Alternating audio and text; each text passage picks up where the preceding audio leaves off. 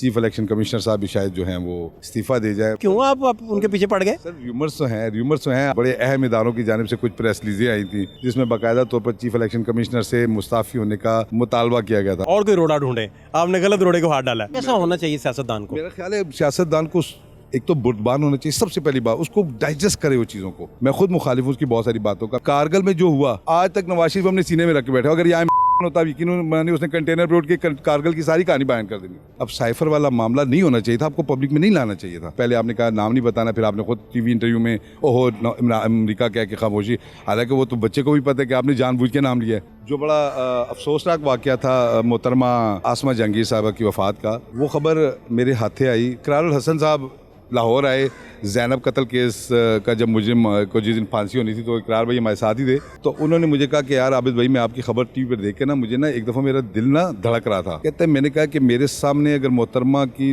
Dead body पड़ी होती और मैं अपनी आंखों से भी देख रहा होता, मैं फिर भी ये खबर न चलाता। 8-10 बंदों ने जब उसे कंफर्म किया तब मैंने उसको जो है ना वो खबर ब्रेक किया, अदरवाइज तो हिम्मत हमारी भी नहीं थी। वो बहुत बड़ी खातून थी। एक हमारे जज हैं, अब तो रिटायर हो गए हैं, हाकिम जरदारी साहब की खबर थी, उनके खिलाफ नैब रेफरेंस ओपन होने की। हम जनाब को 18, 20, 22, 25 साफी कोर्ट में खड़े हैं, हमने बाहर निकल के खबर दे दी, हमारे सामने हुई। क्या खबर थी कि उनका नैब रेफरेंस ओपन हो जाएगा? जिस केस में वो शरीक मुलजिम थे उसको खोलने का हुक्म दे दिया। ठा फट्टे बज गए, बड़ा कुछ हो गया जनाब। उन दिनों किस चैनल में थे आप?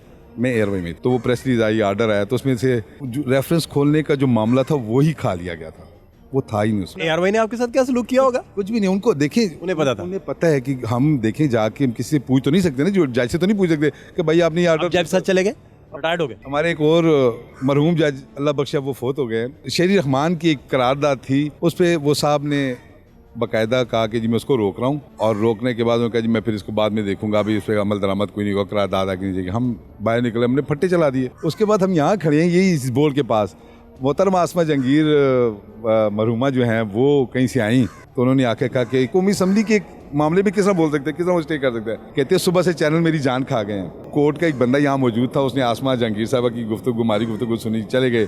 थोड़ी देर बाद वापस आए, उन्होंने कहा आपको किसने कहा ये आर्डर हो गया है? हम उसका मुंह देखे जाएं कि हम तुम्हें किस तरह कहें कि यार ये आर्डर हमने अपनी कानों सुना है। जज साहब ने तो उन्होंने कहा इधर रखो मैं बाद में देखूंगा, आपने उसको स्टे चला दिया। आगे सुने, अगले दिन जज साहब ने रिटायर भी हो जाना था, चीफ जस्टिस थे अपने, तो अगले दिन उन्होंने रिटायर होना था। तो हम जब उनसे आखिरी मुलाकात के लिए कोर्ट रिपोर्टर्स के तौर पे अगले दिन गए, और मुंडे हुआ कि तुसी चलाया था सर, तुसी जो किया, और बंदा किसी वक्त बंदा वैसे ही ना कोर्ट की प्रोसीडिंग ओवरलुक कर जाता है।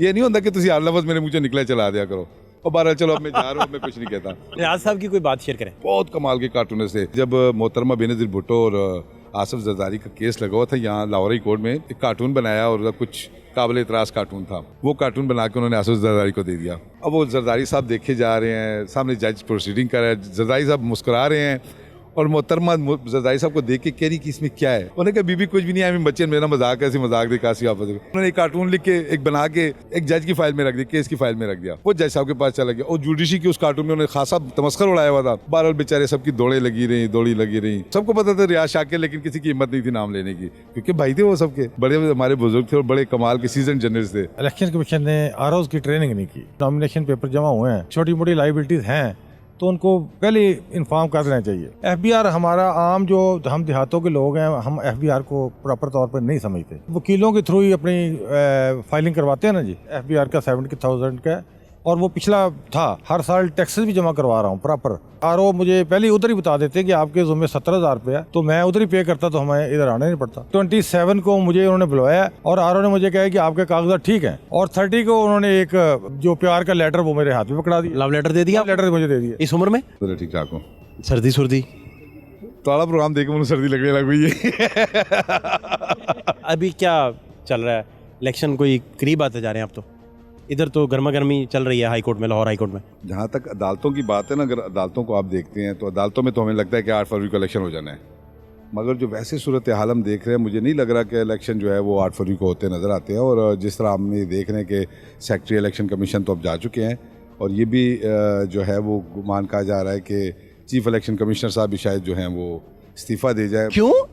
मतलब ये इतना अच्छा जा रहे हैं वो, क्यों आप उनके पीछे पड़ गए? सर र्यूमर्स तो हैं। आप बहुत सारी आप जब देखें ना, कुछ दिनों के आप वाक़यात देखें, कुछ 15-20 दिन को अगर आप वाक़यात को आप अपने जहन में दोहराएं तो आपको कुछ चीज़ें नज़र आएंगी। बाज़ बड़े अहम इदारों की जानिब से कुछ प्रेस रिलीजें आई थी जिसमें बाकायदा तौर पर चीफ इलेक्शन कमिश्नर से मुस्ताफ़ी होने का मुतालबा किया गया था। और अगर इलेक्शन से 10-15 दिन पहले चीफ इलेक्शन कमिश्नर चले जाते हैं तो फिर आपके सामने स्पेकुलेट कर रहे हैं आप, हमें मेरा नहीं ख्याल। स्पेकुलेशन है, ये स्पेकुलेशन है। मैं कोई ना कोई पक्की बात नहीं है। नहीं, चीफ कोई साहब पक्की बड़े बात पक्के नहीं है। हैं, वो क्यों जाएंगे? भाई ना मेरे पास कोई इतला है, ना मेरे पास कोई अफवाह है कि मेरे कानों में आई है। सिर्फ ये स्पेकुलेशन है जो चीज़ें देख के हम और कोई रोड़ा ढूंढे। आपने गलत रोड़े को हाथ डाला है। नहीं, मैंने गलत रोड़े को हाथ शायद डाला है, लेकिन ऐसा बात रोड़ा ढूंढे जो मैं भी कन्विंस हो जाऊं कि हाँ ये रोड़ा इलेक्शन की राह में अटकाया जा सकता है। देखिए एक चीज़ तो बड़ी अहम है, वो ये है कि मुल्क में जो सिक्योरिटी के इश्यूज हैं वो बहरहाल बहुत ज़्यादा 13 में से ज़्यादा थे, नहीं 8 में से ज़्यादा थे। मैं आपको कह रहा हूँ कि ये बहुत ज़्यादा और बड़ी आगे जाने। पहले देखो होता क्या था,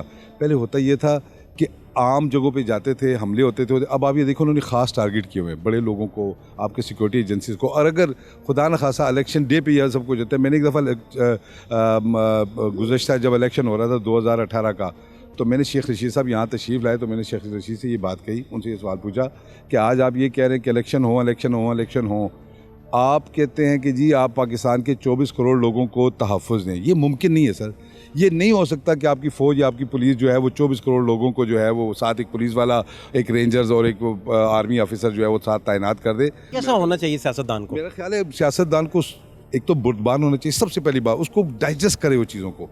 उसके साथ अगर कोई ज़्यादती होगी, जुल्म हो गया, मैं नवाज शरीफ का लाख मुखालिफ होऊंगा, मैं खुद मुखालिफ हूँ उसकी बहुत सारी बातों का। मैं खुद कहता हूँ कि शायद वो ठीक मामला से, लेकिन आप ये देखें कारगिल में जो हुआ, आज तक नवाज शरीफ हमने सीने में रख के बैठे। अगर यहाँ होता यकीन उसने कंटेनर पे उठ के कारगिल की सारी कहानी बयान कर देनी कि क्या हुआ। सबसे पहले आपको डाइजेस्ट करना पड़ता है। आप चूँकि देखिए जिस जगह पे आप बैठे हुए हैं, अब साइफर वाला मामला नहीं होना चाहिए था, आपको पब्लिक में नहीं लाना चाहिए था। आपने पब्लिक में ले आए, आपने जो भी किया। बहरहाल पहले आपने कहा नाम नहीं बताना, फिर आपने खुद टीवी इंटरव्यू में ओहो अमेरिका कह के खामोशी। हालांकि वो तो बच्चे को भी पता है कि आपने जानबूझ के नाम लिया है। ओहो नहीं होना चाहिए था, स्लिप ऑफ टंग नहीं थी। स्लिप ऑफ टंग नहीं, वो तो नजर आ रहा था कि ने जानबूझ के अमेरिका का नाम लिया है। क्योंकि पाकिस्तान में एक एंटी अमेरिकन जो सेंटिमेंट है ना, वो सबसे ज़्यादा बिकने वाला सौदा है। आप बड़े आराम से वो सौदा बेच सकते हैं, तो उन्होंने वो सौदा बेचा। सर अस्सलाम वालेकुम, क्या कैसे हैं सरदार साहब? जी अल्लाह का शुक्र। क्यों आज आना पड़ा? आबिद भाई भी आपको कवर कर रहे हैं, बाकी जर्नलिस्ट भी कवर कर रहे हैं, क्या हो गया? जो सारी दुनिया इधर फिर रही है ना जी, ये मेरे ख्याल के मुताबिक जो इलेक्शन कमीशन ने आरओज़ की ट्रेनिंग नहीं की। अगर वो प्रॉपर आरओज़ की ट्रेनिंग करते ना जी, तो इतने हाई कोर्ट पे या ट्रिब्यूनल पे इतना लोड ना पड़ता। सरदार साहब क्या हुआ, क्या बताइए? मुख्तलिफ मतलब जगह पे उन्होंने मतलब असल में तो ये चाहिए ना जी कि जो नॉमिनेशन पेपर जमा हुए हैं, अगर कोई लाइबिलिटीज़, छोटी मोटी लाइबिलिटीज़ हैं, तो उनको पहले इन्फॉर्म कर देना चाहिए। तो लोग लाइबिलिटीज़ मतलब जो हैं, हमारा FBI का मामला, FBI हमारा आम जो हम देहातों के लोग हैं, हम FBI को प्रॉपर तौर पर नहीं समझते ज़ाती तौर पर। वो तो हम वकीलों के थ्रू ही अपनी फाइलिंग करवाते हैं ना जी। तो ज़्यादा तो इधर जो मामला चल रहे हैं वो FBI के लाइबिलिटीज़ के हैं। और उन्होंने आरओज़ को अगर प्रॉपर ट्रेनिंग होती, एक तो हमारी 100% रिकवरी भी हो जाती, और दूसरा जो है इधर कोर्ट पे इतना लोड ना पड़ता मेरे ख्याल में। तो आपके साथ एग्जैक्ट कहाँ से आपको नॉकआउट किया गया? मुझे तो जी थोड़ा सा वो FBI की थोड़ा सा मामला था, और FBI ने कितने के ना दहिंदा उन्होंने डिक्लेयर किया था? 70,000 पानी का बिल था, क्या था? 70,000 का किस चीज़ का था? FBI का 70,000 का, और वो पिछला था, वो रिमेनिंग वो चल रही थी मेरे ऊपर। और उसके बाद मैं हर साल टैक्सेस भी जमा करवा रहा हूँ, प्रॉपर फाइलिंग भी कर रहा हूँ। और लेकिन मतलब उनका जो सिस्टम है वो 5 साल बाद अपडेट होता है। तो वो 70,000 फिर पे कर दिया आपने? 70,000 रुपये मैंने पे कर दिया है। अब अगर ये RO मुझे पहले ही उधर ही बता देते कि आपके ज़ुम्मे 70,000 रुपये है, तो मैं उधर ही पे करता, तो हमें इधर आना नहीं पड़ता। और फौरी तौर पे आप ऑनलाइन ही पे कर देते और वो मामला ख़त्म हो जाता। जी ऐसा ही था आपको उधर बताया ही नहीं क्या? जी, उधर मुझे बताया ही नहीं गया। बल्कि मुझसे मेरे साथ तो ये ज्यादती हुई कि 27 को मुझे उन्होंने बुलवाया, और RO ने मुझे कहा कि आपके कागजात ठीक हैं, और 30 को उन्होंने एक वो जो प्यार का लेटर वो मेरे हाथ में पकड़ा दिया। लव लेटर दे दिया? लेटर मुझे दे दिया इस उम्र में? बस इस उम्र दे दिया, तो फिर हम हाई कोर्ट में। हालांकि आप जवान आदमी हैं। आबिद भाई ये देखें, इसी तरह के आपको कितने केसेस देखने को मिले? किसी को 2 मोटरसाइकिल शो न करने पे निकाल दिया गया, उनको कागजात रिजेक्ट कर दिए गए। किसी का पानी का बिल जमा न होने पे जो है वो कागजात नामजदगी मुस्तरद कर दिए गए। तो आरओज़ की सरदार साहब ने बात बिल्कुल ठीक है कि आरओज़ की ट्रेनिंग बिल्कुल नहीं हुई, क्योंकि अगर ये जुडिशरी से होते तो फिर वो ऑलरेडी पहले ही चीज़ें, उनको बहुत सारी चीज़ों का इल्म होता है, तो शायद इस तरह के मामला ना होते। मैं ये चौथा मेरा ख्याल है मेरा इलेक्शन जो मैं कवर कर रहा हूँ, इतना ज़्यादा मुझे आज तक कभी ट्राइब्यूनल्स में लोग आते हुए नज़र नहीं आए इस इलेक्शन में जिस तरह आए हैं। जो बड़ा अफसोसनाक वाक़या था मोहतरमा आसमा जहांगीर साहबा की वफ़ात का, वो ख़बर मेरे हाथे आई और वो मैं नहीं, फिर ब्रेक की बाद में तो बहरहाल वो बड़ी वो बताना बड़ी सेंसिटिव खबर थी। बड़ी सेंसिटिव खबर थी। इकरारुल हसन साहब लाहौर आए ज़ैनब कत्ल केस का, जब मुजरिम को जिस दिन फांसी होनी थी तो इकरार भाई हमारे साथ ही थे। तो उन्होंने मुझे कहा कि यार आबिद भाई मैं आपकी खबर टीवी पर देख के ना मुझे ना एक दफ़ा मेरा दिल ना धड़क रहा था। कहते हैं मैंने कहा कि मेरे सामने अगर मोहतरमा की डेड बॉडी पड़ी होती और मैं अपनी आंखों से भी देख रहा होता, मैं फिर भी ये खबर न चलाता। मतलब इतना मुझे उसमें वो था कि यार ये कोई खुदा न खासा 19-20 न हो जाए। तो मैंने कहा यार वो मतलब ये क्या ऐसी है, वो मुझे सुन के उनकी बात ना नहीं, आपकी तस्दीक फिर आपने बड़ा फिल्टर करके उसे चलाया, वो तो डेफिनेटली काउंटर चेक किया, सारा जारी बात है। कम से कम 8-9-10 जगहों से मैंने उनकी फैमिली से, उनके जूनियर से, उनके जिसको हम कहते हैं क्लर्क से, पता नहीं किसके, यानी 8-10 बंदों ने जब उसे कंफर्म किया तब मैंने उसको जो है ना आगे लेके वो खबर ब्रेक की। अदरवाइज तो हिम्मत हमारी भी नहीं थी। वो बहुत बड़ी खातून थी, बहुत बड़ी ऐसा वाकया जो खबर बाउंस होने का हो, को कोई चलाया, इसमें बताने में कोई मजायका नहीं है, ना कोई हर्ज है, नहीं कोई हर्ज नहीं है। आप बढ़ के बड़ा दिल करना चाहिए इस पे। एक खबर जो है वो इस तरह हुआ कि एक हमारे जज हैं, अब तो रिटायर हो गए हैं, बाउंस तो नहीं कह सकते, बाद में उसको तब्दील कर दिया गया। हाकिम जरदारी साहब की खबर थी, उनके खिलाफ नायब रेफरेंस ओपन होने की। हम जनाब को 18, 20, 22, 25 साफ़ी कोर्ट में खड़े हैं, हमने बाहर निकल के खबर दे दी, हमारे सामने हुई। क्या खबर थी कि उनका नैब रेफरेंस ओपन हो जाएगा? ओपन करने का हुक्म था, ठीक है, क्योंकि वो शरीक मुलजिम थे और जो जिस केस में वो शरीक मुलजिम थे उसको खोलने का हुक्म दे दिया।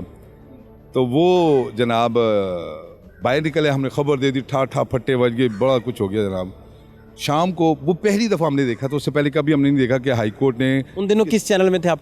मैं एयरवाई में था। एयरवाई में थे। तो ये हुआ कि हम रात को अचानक शाम 4 बजे प्रेस रिलीज़ आती है और वो ऑर्डर, कोर्ट का ऑर्डर, उससे पहले कभी ये रवायत नहीं थी हाई कोर्ट में, ऑर्डर नहीं भेजते थे।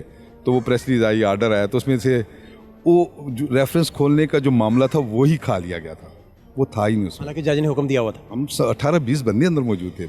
इसी तरह ये बाउंस तो नहीं हुई है, तो फिर हाँ, बस मतलब मैं सिस्टम खा गया। मैं यही कहता हूँ ना कि ऐसे अब वो हमारे ना एयरवाई ने आपके साथ क्या सलूक किया होगा? कुछ भी नहीं, उनको देखें, उन्हें पता था, उन्हें पता है कि हम देखें जाके, हम किसी से पूछ तो नहीं सकते ना, जो जज से तो नहीं पूछ सकते कि भाई आपने ये ऑर्डर। जज साथ चले गए, रिटायर्ड हो गए? रिटायर हो गए। अच्छा, हमारे एक और मरहूम जज अल्लाह बख्शा वो फोत हो गए। तो वो इस तरह हुआ कि शेरी रहमान की एक करारदाद थी, मुझे अब याद नहीं किसी शुबे थी, लेकिन करारदाद उन्होंने कौमी असम्बली में पेश की थी। अच्छा, उस पर वो साहब ने बाकायदा कहा कि जी मैं उसको रोक रहा हूँ, और रोकने के बाद उन्होंने कहा जी मैं फिर इसको बाद में देखूंगा, अभी उस पर अमल दरामद कोई नहीं होगा, करारदाद आगे नहीं जाएगी। हम बाहर निकले, हमने फट्टे चला दिए, हमारे सामने वो हो रहा है। उसके बाद हम यहाँ खड़े हैं यही इस बोर्ड के पास, मोहतरमा आसमा जंगीर मरहुमा जो हैं वो कहीं से आई, तो उन्होंने आके कहा कि कौमी असम्बली के मामले में किस तरह बोल सकते हैं, किस तरह वो स्टे कर सकता है। हमने कहा जी बस अब ये कर दिया। उन्होंने कहते सुबह से चैनल मेरी जान खा गए हैं। अच्छा, बहरहाल वो कोर्ट का एक बंदा यहाँ मौजूद था, उसने आसमा जहांगीर साहबा की गुफ्तगू, हमारी गुफ्तगू सुनी, चले गए। थोड़ी देर बाद वापस आए, उन्होंने कहा आपको किसने कहा ये ऑर्डर हो गया है? हम अब उसका मुंह देखे जाएँ कि हम तुम्हें किस तरह कहें कि यार ये ऑर्डर हमने अपनी कानों सुना है। कहते हैं नहीं, जज साहब ने तो उन्होंने कहा इधर रखो, मैं बाद में देखूंगा, आपने उसको स्टे चला दिया। अच्छा, हम अब उसका मुंह देखी जाए, मुंह देखी जाए, मुंह देखी जाए, आपने बहरहाल। अच्छा, कमाल की बात, और आगे सुने, अगले दिन जज साहब ने रिटायर भी हो जाना था, अगले दिन उस साहब ने रिटायर भी हो जाना था, चीफ जस्टिस थे अपने, तो अगले दिन उन्होंने रिटायर होना था। तो हम जब उनसे आखिरी मुलाकात के लिए कोर्ट रिपोर्टर्स के तौर पे अगले दिन गए, तो उन्होंने बड़ा गिला भी किया, ओ यार मुंडियो तुसी क्यों, वो भी पंजाबी के बड़े शौकीन थे, अल्लाह बख्शे उनको, और मुंडियो है कि तुसी चलाए थे सर, तुसी जो किया है। और बंदा किसी वक्त बंदा वैसे ही ना कोर्ट की प्रोसीडिंग ओवरलुक कर जाता है, ये नहीं होता कि तुसी हर लफ्ज़ मेरे मुँह से निकले चला दिया करो, और बहरहाल चलो अब मैं जा रहा हूँ, मैं कुछ नहीं कहता। तो ये इस तरह के बहुत सारे वाक़यात हैं हमारे, मतलब साफ़ियों के बेशुमार वाक़यात हैं। रियाज शाकिर मरहूम हमारे बड़े कमाल के साफ़ी होते थे। रियाज साहब की कोई बात शेयर करें। रियाज साहब बहुत कमाल के कार्टूनिस्ट थे, बहुत कमाल के कार्टूनिस्ट थे। वो सुनाते हैं, उस वक्त मैं तो यहाँ नहीं था, वो कहते हैं कि जब मोहतरमा बेनज़ीर भुट्टो और आसिफ जरदारी का केस लगा हुआ था यहाँ लाहौर हाई कोर्ट में, तो वो कहते हैं कि जी हमने एक कार्टून बनाया और कुछ काबिल एतराज़ कार्टून था, वो कार्टून बना के उन्होंने आसिफ जरदारी को दे दिया। अब वो जरदारी साहब देखे जा रहे हैं, सामने जज प्रोसीडिंग कर रहा है, जरदारी साहब मुस्कुरा रहे हैं, और मोहतरमा जरदारी साहब को देख के कह रही कि इसमें क्या है। अब वो मोहतरमा को नहीं दिखा सकते थे वो कार्टून, वो मोहतरमा को कहते, मोहतरमा कहती जरदारी साहब क्या, वो कहते बीबी छोड़ो कुछ भी नहीं है, वो कहते क्या, कहते बीबी छोड़ो कुछ भी नहीं है। कहते आखिर उसने लिया, उठा के उसको तय किया और जेब में डाल लिया। उन्होंने कहा बीबी कुछ भी नहीं है, हमें बच्चे मेरा मजाक ऐसी मजाक देखा सी वापस। वो मतलब ऐसी बेशुमार चीज़ें, बेशुमार। उन्होंने एक कार्टून लिख के एक बना के एक जज की फाइल में रख दिया, केस की फाइल में रख दिया, वो जज साहब के पास चला गया, और जुडिशरी की उस कार्टून में उन्होंने खासा तमस्खर उड़ाया हुआ था। वो जज साहब उन्होंने कहा ये किस तरह हो गया। बहरहाल बेचारे सबकी दौड़ी लगी रही कि ये किसने किया। सबको पता था रियाज शाकिर, लेकिन किसी की हिम्मत नहीं थी नाम लेने की, क्योंकि भाई थे वो सबके, बड़े हमारे बुजुर्ग थे और बड़े कमाल के सीजन जनरल्स थे। अल्लाह गरी की रहमत करे, वो अभी हालिया कोई 2-3 साल पहले दुनिया से जो है वो रुखसत हुए हैं।